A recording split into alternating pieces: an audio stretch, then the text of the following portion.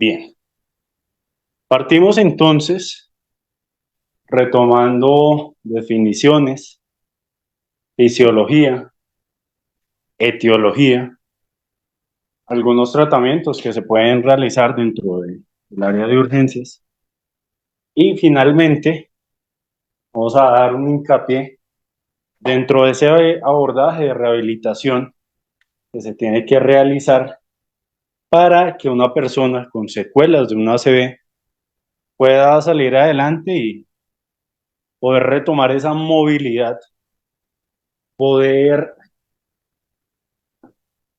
buscar una manera de comenzar nuevamente su reactivación muscular y tener una vida un poco más eh, autónoma y mucho más independiente. El accidente isquémico transitorio, una difusión neurológica focal secundaria a una isquemia cerebral o retiniana. Esta tiene una duración menor a una hora y sin evidencia de infarto agudo. El accidente cerebrovascular como tal es un déficit de carácter neurológico focal, el cual tiene una aparición repentina, una aparición brusca, certera, donde transcurre a veces más de 24 horas de evolución. De acuerdo a la etiología, podemos clasificarlo en dos. Tenemos entonces los isquémicos y tenemos los hemorrágicos. A nivel de la isquemia, vamos a hablar del émbolo o trombo, y en cuanto a las hemorragias, vamos a hacer especial énfasis en aquellas que son intraparenquimatosas o subaracnoideas. De acuerdo a algunos datos de la Organización Mundial de la Salud, vamos a definir un accidente cerebrovascular como la tercera causa de muerte a nivel mundial, donde pues realmente hay un número considerable, ¿ya?, de personas que padecen este tipo de eventos, ¿ya? Generalmente se suelen dar entre adultos mayores de 50 a 55 años y es muy común en personas de más de 65 años, es decir, un adulto, ¿ya?, que podríamos asociarlo a un nivel de geriatría. Es el 9% de las muertes del año, ¿no?, se le van a lucir a este tipo de eventos y hay una disminución progresiva en países industrializados.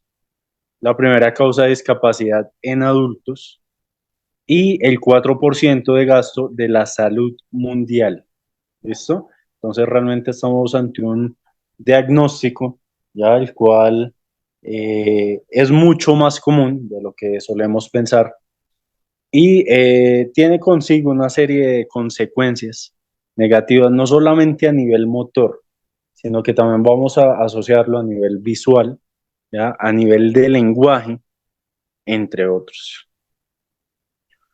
Por ejemplo, en Chile tiene una incidencia de 140 por 100.000 habitantes, de acuerdo a la población general, y casi siempre ya se suele asociar a personas de más de 55 años de edad. De acuerdo a la etiología, entonces son isquémicos en un 63%, hemorrágicos intracerebrales en un 23%, hemorragias subaracnoideas, una alusión de un 5%, y indeterminados en un porcentaje de un 9%. ¿Qué factores de riesgo podemos mencionar? Dentro de este vamos a clasificarlo en tres. Decimos que hay clásicos, modificables y nuevos.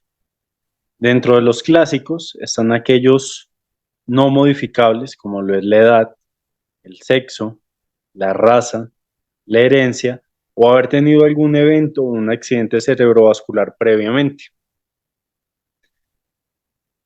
Por otro lado, Cabe destacar los modificables, como padecer hipertensión, obesidad, diabetes mellitus, DLP, alto consumo de tabaco y enfermedades carotídeas.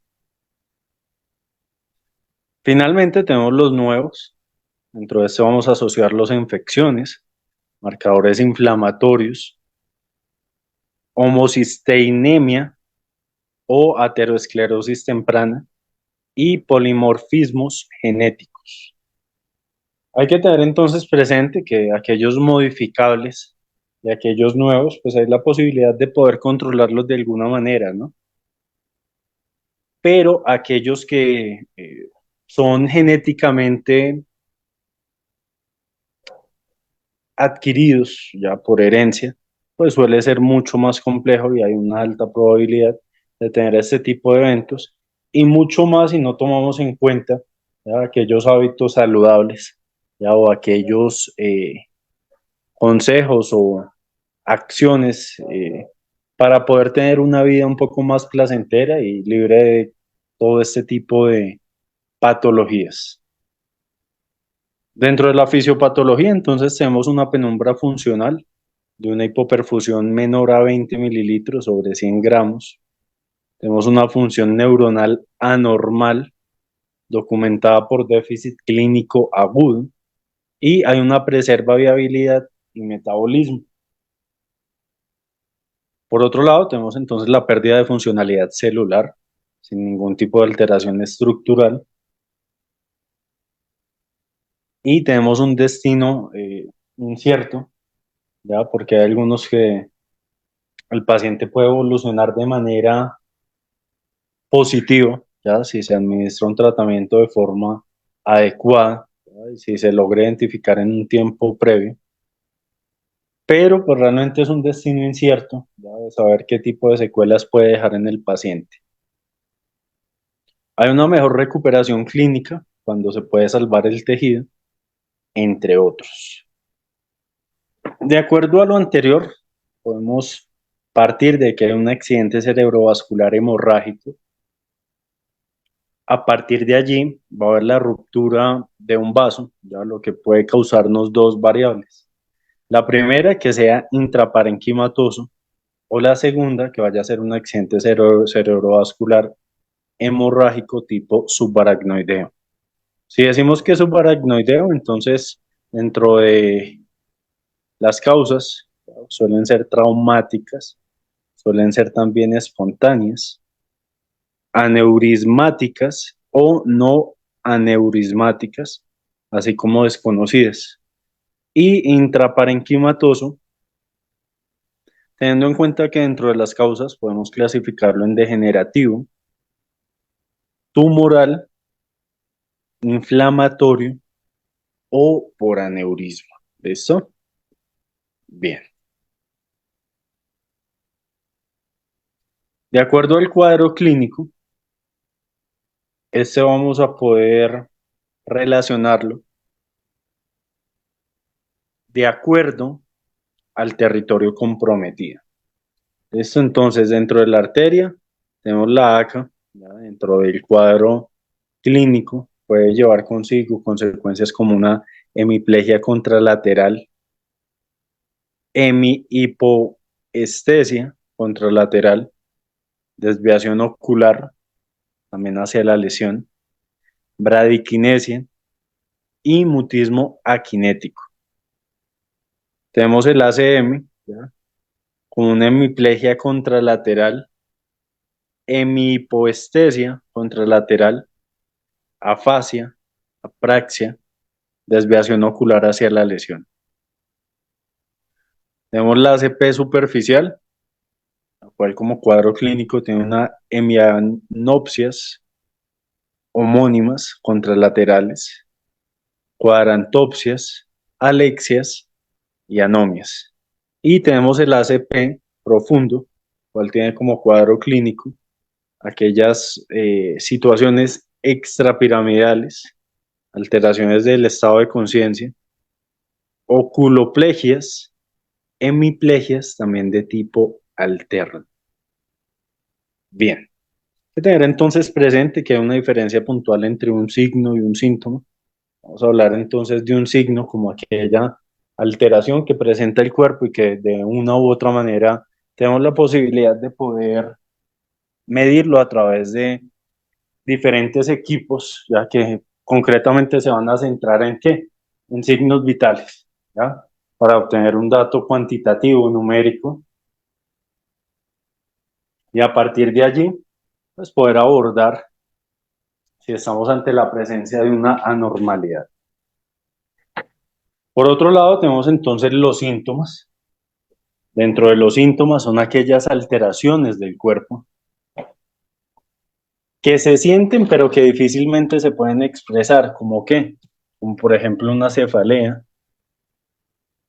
como por ejemplo pérdida de fuerza, ¿ya? Muscular, malestar general, entre otros. Esa es la diferencia puntual entre un signo y un síntoma, ¿de acuerdo? Bien. De acuerdo al cuadro clínico del ACV isquémico, entonces tenemos un accidente cerebrovascular vertebrobasilar dentro del cuadro clínico, entonces es una persona que va a tener vértigo, ataxia, paraparesia, diplopia, parestesias, alteraciones de tipo visual, disfagia, nistagmus, oftalmoplegia, síndromes alternos y disartres. Algunas se pueden asociar a paro respiratorio en el peor de los casos. Por otro lado, tenemos entonces un cuadro clínico de un accidente cerebrovascular hemorrágico. ¿Listo?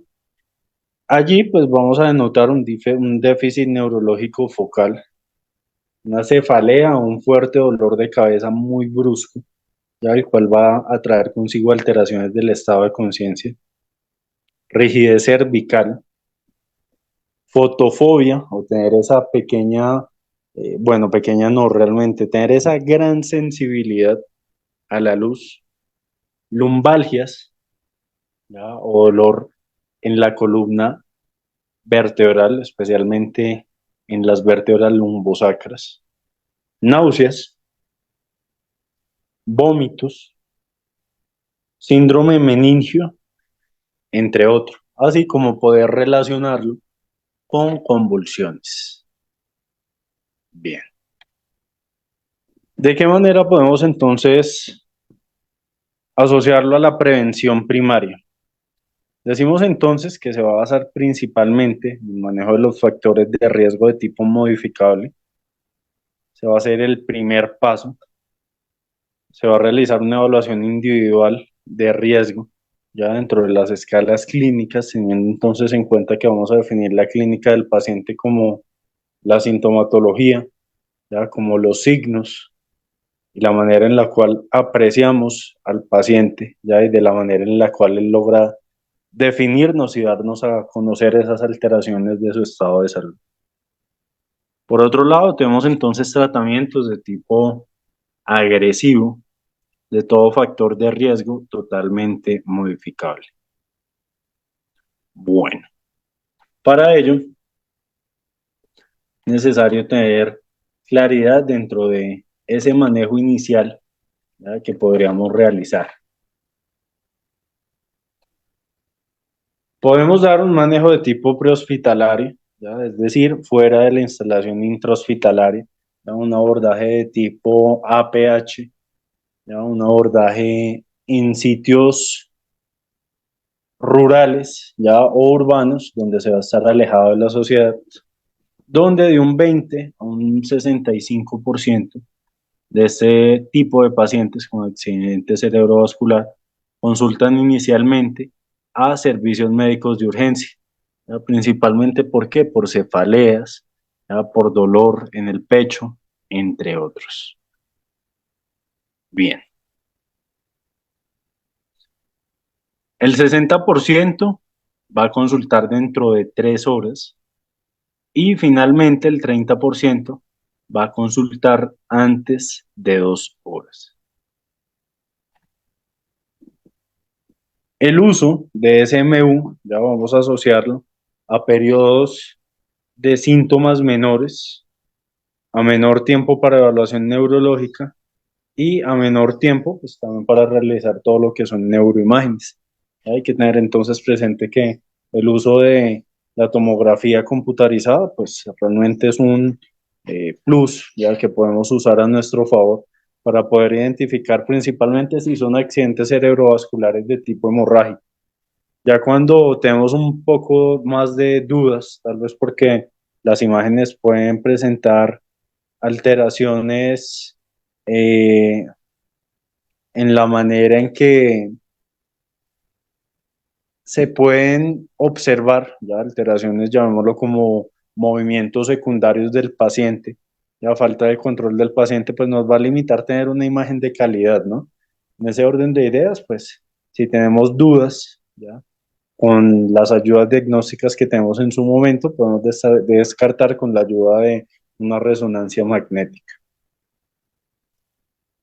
El manejo agudo, entonces de manera prehospitalaria, va a tener una serie de objetivos, como lo son la identificación del accidente cerebrovascular como causa del cuadro, escalas de evaluación, descartar todo lo que son comorbilidades que pueden simular accidentes cerebrovasculares, es decir, buscar también esa manera de poder asociarle otro tipo de patologías diferenciales, ¿no? Pero con cuadros clínicos muy similares.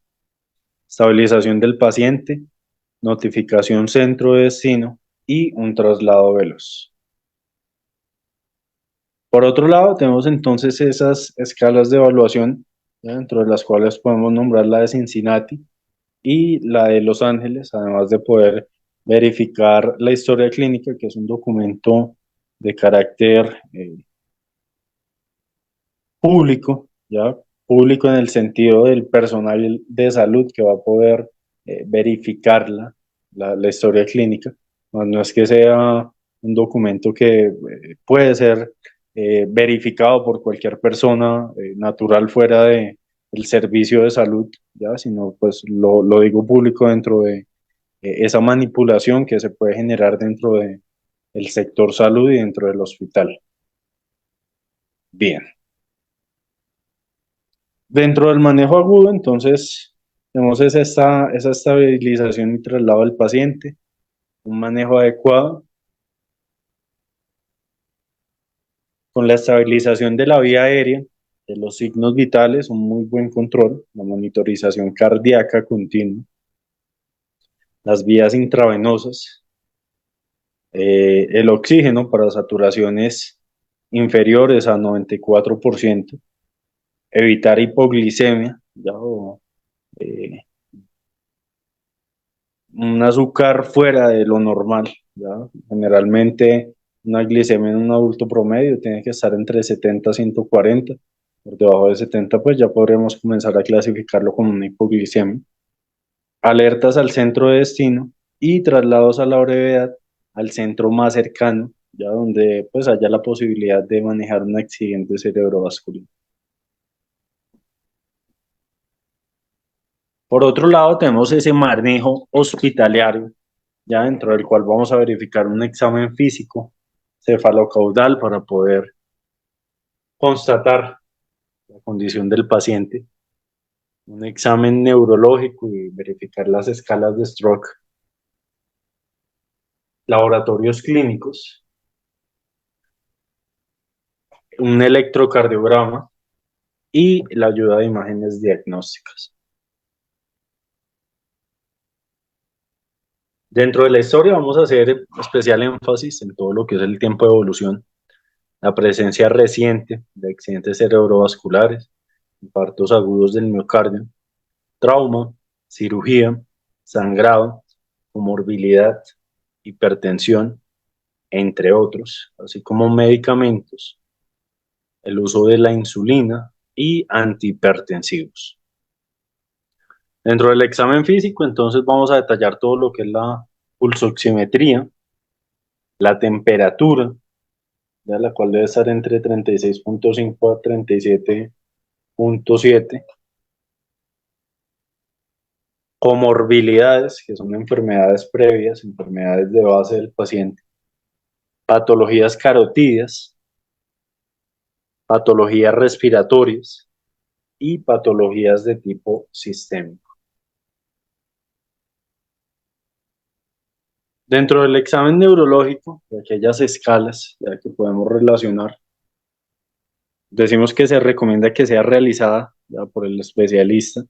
Se deben utilizar escalas de tipo estándar y se recomienda la escala de NIHSS, así como una previa evaluación del estado de conciencia, orientación, respuesta a órdenes, mirada, campo visual, movilidad facial, función motora, ataxia, sensibilidad, lenguaje y articulación. ¿Ya? Es por eso que vamos a relacionarla de manera directa ya con el campo de la fisioterapia, siendo una ciencia y siendo un área muy importante dentro de la rehabilitación, ¿ya?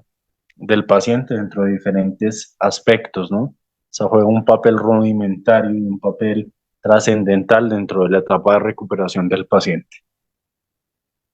De acuerdo al National Institute of Stroke Scale, ¿ya? O también conocido como NIHSS, esta institución va a medir la escala de severidad clínica de acuerdo a unos porcentajes, pues, de los cuales no vamos a hacer especial énfasis el día de hoy, pero pues es importante que ustedes tengan conocimiento de esta escala de severidad clínica, donde podemos a través de unos datos muy puntuales, hay unas conjeturas puntuales, pues tener un pronóstico ya sea favorable, ya a un año,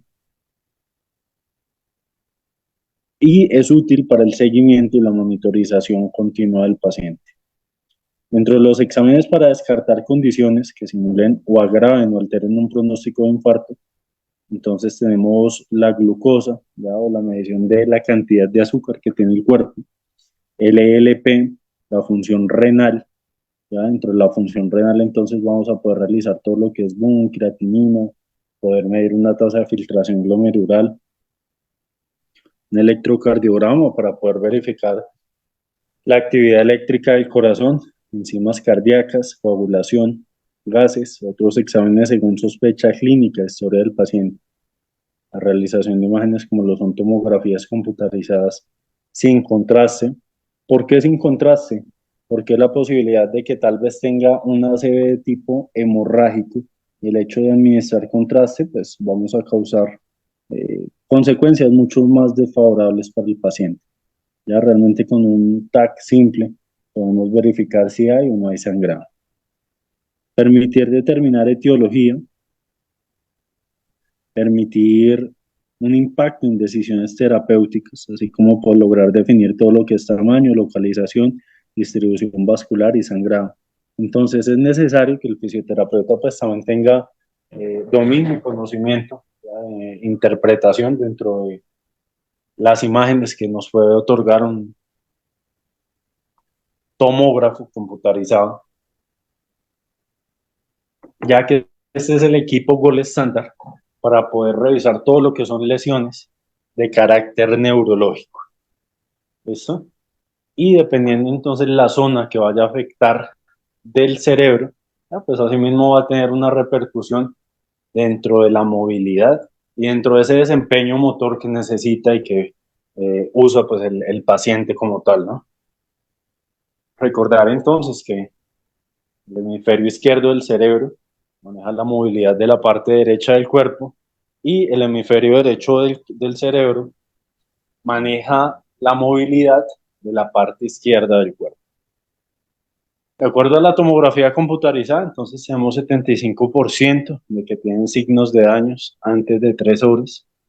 Signos como cuerdas, puntos, edemas corticales, alteraciones parenquimatosas, entre 3 y 6 horas, algunos se consoliden, diferencias isquémicas de hemorragia, va a ser ideal en la interpretación de 45 minutos y en resonancia magnética, entonces vamos a poder evaluar todo lo que es anatomía, distinguir infartos, dependiendo de la localización, el nivel de penumbra, identificar todo lo que son lesiones isquémicas dentro de la fosa posterior y realizar una angioresonancia para poder tener datos dentro del lecho vascular y lesiones inferiores, inclusive hasta 3 milímetros. Aquí podemos observar un ACV en una imagen de resonancia magnética. Dentro de ese manejo agudo, entonces, es necesario tener en cuenta que el hecho de poder identificarlo en un tiempo estimado, ¿ya? Y poder valorarlo dentro de una escala de stroke, pues nos va a dar una disminución de la mortalidad de aproximadamente un 20%, una mejoría del autoconf funcional a un 20%. Dentro de la terapia específica, entonces vamos a manejar todo lo que es terapia trombolítica, solo cuando es producido por coágulos de sangre. De allí vamos a manejar entonces una ventana terapéutica de 3 horas en un curso de estudio de fase 3 que va a establecer efectividad, trombólisis intraarterial hasta 6 horas de evolución, y dentro del objetivo pues vamos a poder degradar el coágulo y restablecer ese flujo sanguíneo para evitar que hayan zonas, llamémoslo entre comillas, muertas en el cerebro debido a que no hay irrigación de sangre. Por otro lado, tenemos entonces la vía de administración intravenosa, y dentro de la contraindicación, todo aquel que sea de tipo hemorrágico. ¿Por qué? Porque si vamos a administrar anticoagulantes a una persona que tiene un ACV de tipo hemorrágico, pues lo que vamos a hacer es acelerar ese proceso de hemorragia. Bien. El uso de la aspirina, entonces vamos a administrarla también conocida como ASA, hasta 48 horas, ¿ya? Hasta va a disminuir la mortalidad y la morbilidad a 14 días. Va a tener un beneficio bastante discreto, es de muy bajo costo y tiene fácil administración, así como muy baja toxicidad. Importante siempre tener el paciente con monitorización continua, con saturaciones mayores a 90% mínimamente, entre otros. Si es un paciente con hipertensión previa, entonces debe estar entre 180 a 100 latidos por minuto, y sin hipertensión previa debe estar entre 160, ¿ya? A 180 sobre 90. ¿Listo? Bien. Dentro de la glicemia, entonces buscar la manera de poder mantenerla estable. Dentro de la hipoglicemia, infusión inmediata, y tener en cuenta pues una temperatura promedio adecuada entre 36.5 y 37.6, así como una monitorización y corregir todo lo que sean complicaciones. Complicaciones como de qué tipo: trastornos hidroeléctricos, infecciones, principalmente todo lo que son neumonías, infecciones urinarias, complicaciones tromboembólicas, como lo son trombosis venosa profunda de extremidades inferiores, tromboembolismos pulmonales, o entre otros, así como complicaciones propias de la postración e invalidez, como lo van a ser úlceras de decúbito, contracturas y alteraciones articulares. Entonces es allí donde también el fisioterapeuta pues nos va a ayudar a poder verificar, ¿ya? Algunos ejercicios también que se realizan inclusive en cama en pacientes que posteriormente a este tipo de sucesos, pues lo más viable es que siempre suban a una unidad de cuidados intensivos. Posteriormente pues se vaya trabajando la movilidad inicialmente en cama hasta que el paciente pues puede evolucionar, baja de piso, hospitalización, ¿ya? Y posteriormente pues comienza nuevamente su activación y su refuerzo muscular. Dentro de estas medidas destinadas a reducir la recurrencia del ACV, entonces tenemos modificaciones de factores de riesgo, estatinas, el uso de anticoagulantes, antihipertensivos, anderterectomías, entre otras. Dentro del pronóstico de mortalidad, entonces en un cuarto, ya más o menos en un mes, en un tercio, hasta en los 6 meses, y de un medio hasta el año. El accidente cerebrovascular hemorrágico ya va a tener entonces un porcentaje de un 50% al mes, de una mortalidad temprana que puede inclusive llegar al deterioro neurológico, a mortalidades a largo plazo, como lo van a ser cardiopatías, complicaciones, predictores del buen pronóstico, déficit neurológico inicial, entre otros. Bien, para hablar entonces de la rehabilitación, ya específicamente en fisioterapia. Entonces es importante tener presente que este va a tener un muy gran beneficio ya al hacerlo de manera inmediata, comenzar con la movilización temprana del paciente. Con ese fin, pues vamos a evitar todo lo que son úlceras de presión, también contracturas. Entonces hay que tener en cuenta que esos cambios de postura sí o sí se tienen que realizar cada 2 horas, de acuerdo a las manecillas del reloj, evaluación de la viabilidad oral y respaldos, broncoaspiración, tan conocido como neumonía, cateterización urinaria, entre otros. Dentro del objetivo de la rehabilitación, entonces vamos a lograr al máximo el nivel de independencia funcional. Vamos a poder facilitar la recuperación neurológica del paciente, minimizar la discapacidad, reintegrar también en el ámbito social y restablecer igual o mejor calidad de vida. El 88% de los pacientes con eventos cerebrovasculares desarrollan hemiparesia. Es mucho más frecuente, ya que sea del lado derecho que del izquierdo. El 33% de los pacientes con este tipo de eventos cerebrovasculares van a presentar afasia. La mayoría logra mejorar y hasta un 18% va a persistir con afasia en los próximos 6 meses posteriores al evento, así como una mejora en el lenguaje mucho más lento de 1 año. Por otro lado, tenemos entonces que el 20% de pacientes con eventos cerebrovasculares van a presentar también alteraciones de tipo visual. Eso entonces esta va a ser una modesta mejoría, pero si persiste igual en 2 semanas, hay un pobre pronóstico de recuperación visual. ¿Qué alteraciones específicas vamos a nombrar? Primero que todo, un examen neurológico completo y una evaluación cognitiva, dependiendo del déficit del paciente. De esta manera, pues vamos a proceder a individualizarlo, a realizar terapia de reevaluación periódica para poder medir el progreso del mismo. Y vamos entonces a identificar una serie de alteraciones específicas, como lo son a nivel cognitivo, a nivel de comunicación, déficit visual, disfagia y alteraciones motoras. Dentro de la cognición, entonces, tenemos alteraciones como la habilidad construccional, estereognosis, grafestesia, anosognosia, apraxia, disminución de la alteración y abulia, apatía, alteración de la atención, demencia y la habilidad emocional, así como eh, otro tipo de sucesos, ¿ya? Los cuales pues hay que trabajar realmente con terapia cognitiva. Dentro de la comunicación, entonces tenemos alteraciones dentro del lenguaje debido a la afasia, alteraciones del habla, como lo va a ser la disfonía y la disartria, alteraciones de la entonación del habla, como la prosodia. Para ello, pues se va a realizar una terapia de lenguaje, donde pues realmente se va a trabajar con un equipo multidisciplinar, donde más allá pues del trabajo que tiene que realizar el otorrinolaringólogo, ya realmente es un trabajo fuerte que tiene que también fortalecer el fonoaudiólogo. Dentro de la alteración visual, entonces es común en accidentes cerebrovasculares.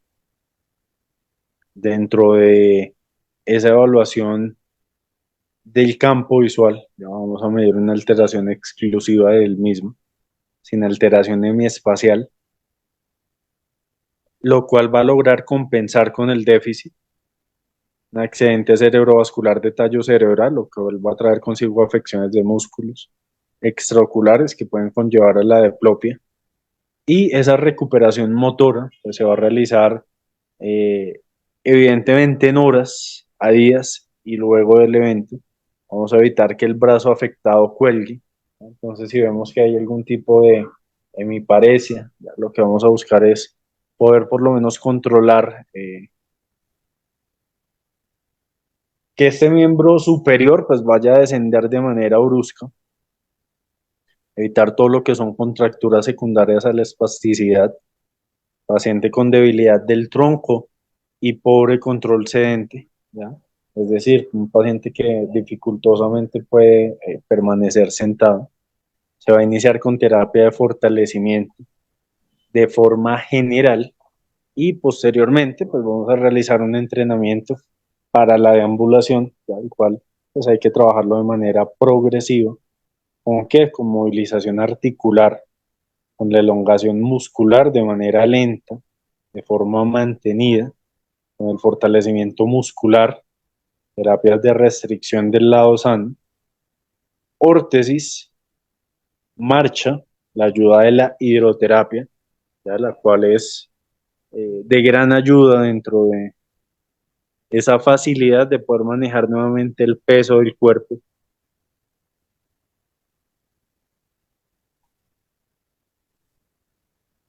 dentro del mismo, entre otros. Por otro lado, tenemos entonces el hombro doloroso y vamos a tener pérdida de la integridad mecánica del mismo, dolor y disfunción del miembro afectado, afección del tendón del bíceps, el manguito rotador, así como subluxaciones anteriores. Este se va a tratar a través de medios físicos, de la administración de AINES, terapias y electroestimulación.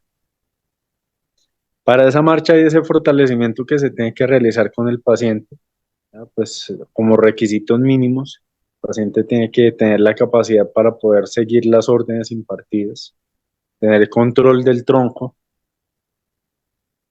mínima o inexistente contractura del grupo muscular clave, fuerza muscular para la estabilización de la rodilla y la cadera, y la forma en la cual vamos a realizarlo es logrando hacer un adiestramiento en barra paralela con la ayuda de escaleras y de rampa para nuevamente fortalecer pues el sistema muscular y a partir de allí pues buscar la manera de comenzar a retomar de manera lenta pero segura la recuperación del paciente.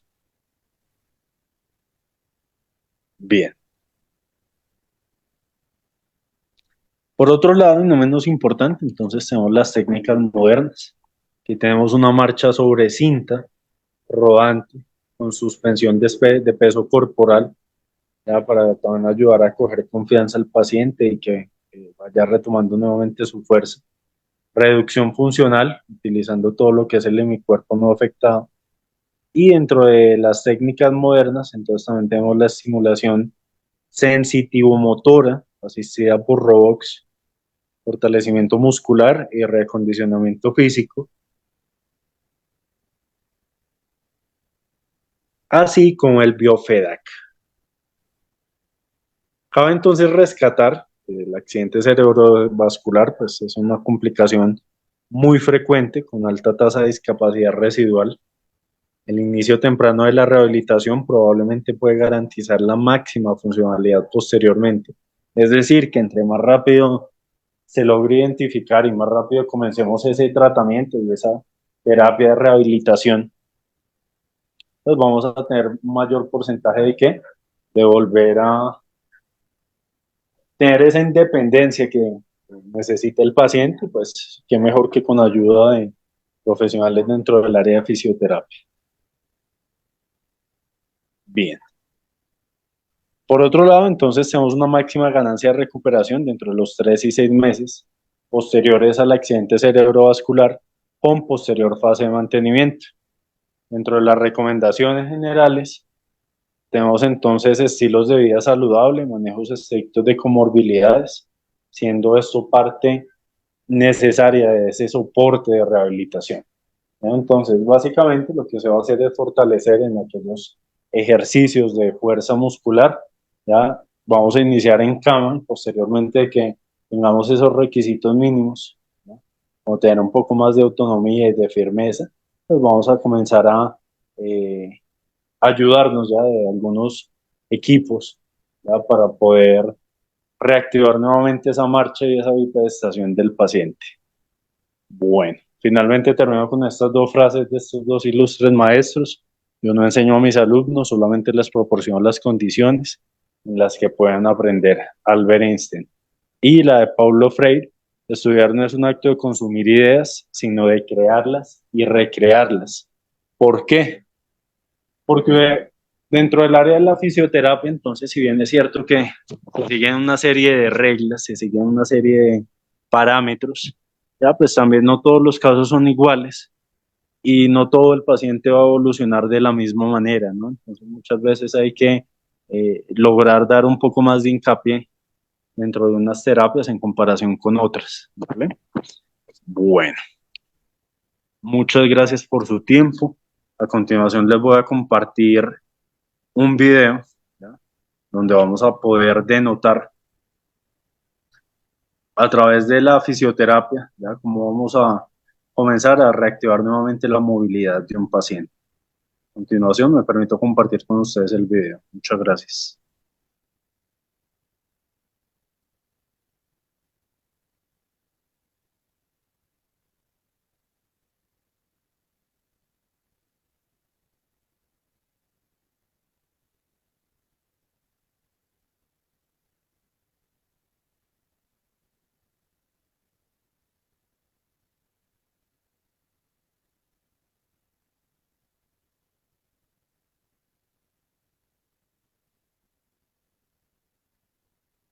Accidente.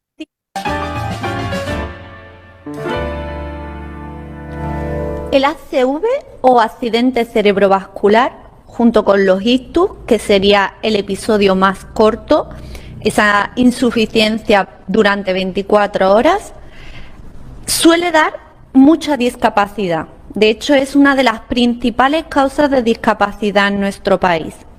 Por eso creemos muy interesante, para empoderar al cuidador y al propio paciente, hacerlo partícipe de la rehabilitación desde el minuto 1, desde que está en la cama del propio hospital o a la vuelta a casa, en la residencia. Si ese es tu caso o el de algún allegado, quédate hasta el final del vídeo. Grabaremos varios donde, sin artilugios, con sencillas recomendaciones, vais a aportar mucho al trabajo que luego deberá de hacer con un fisioterapeuta especializado.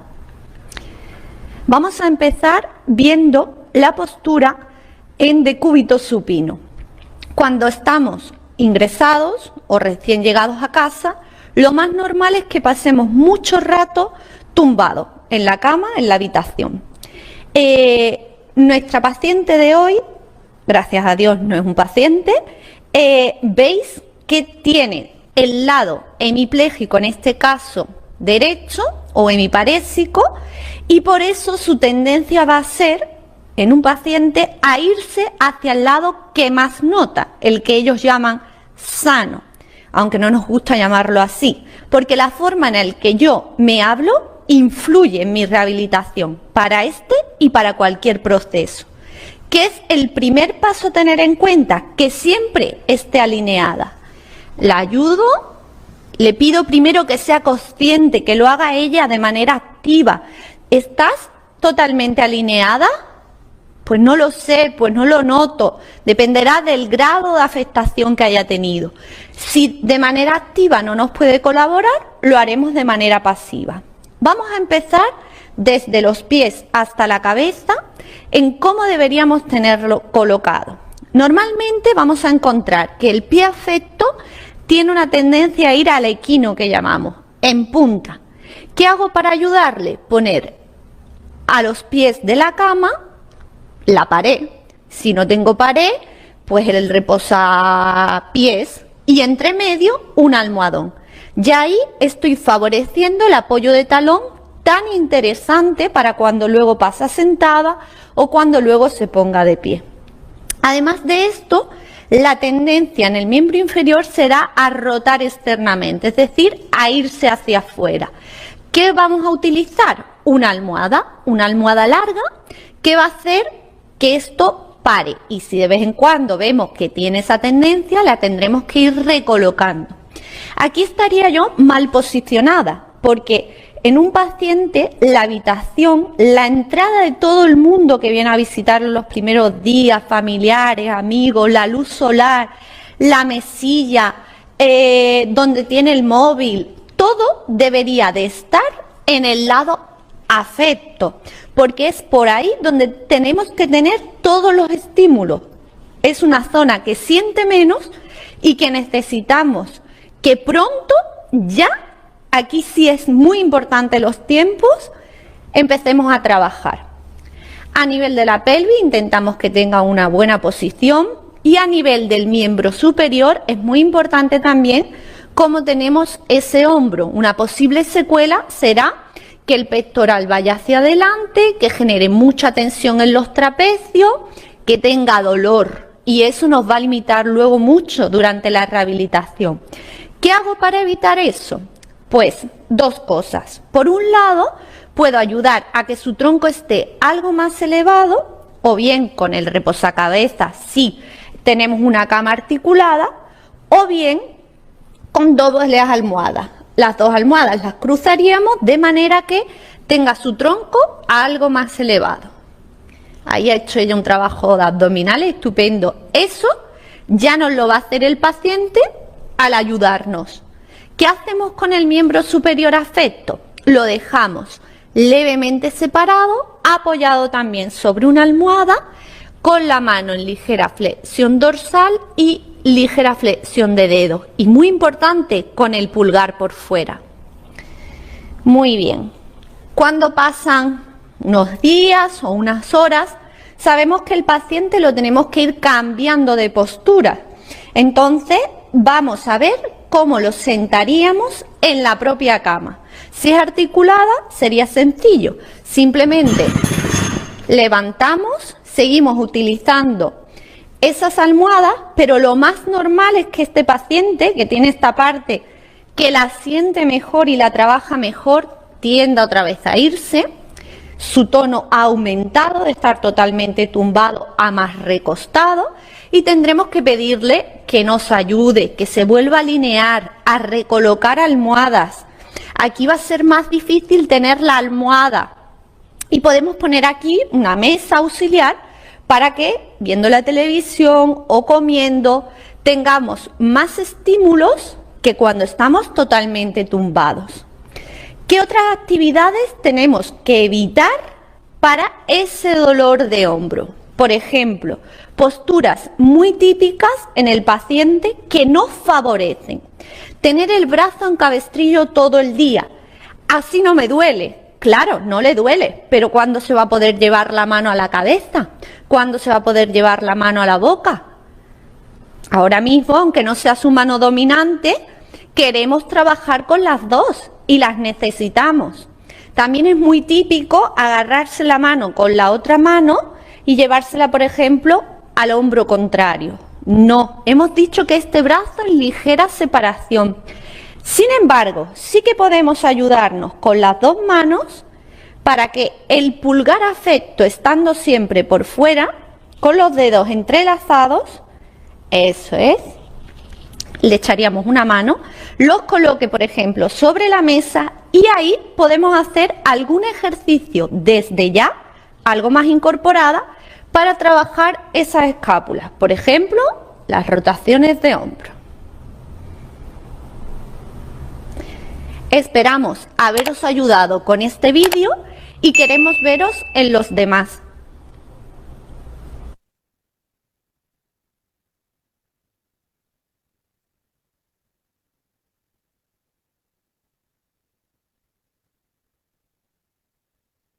Bueno, sin más que agregar, para mí un placer haber compartido con ustedes el día de hoy.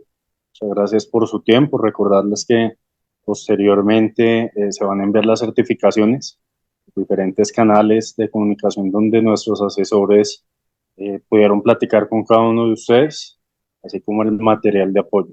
Preguntas, dudas, inquietudes. Bueno, perfecto. Sin más que agregar, les deseo una excelente noche y les envío un fuerte abrazo desde su país hermano, desde Colombia. Buen viento y buena mar. Muchas gracias.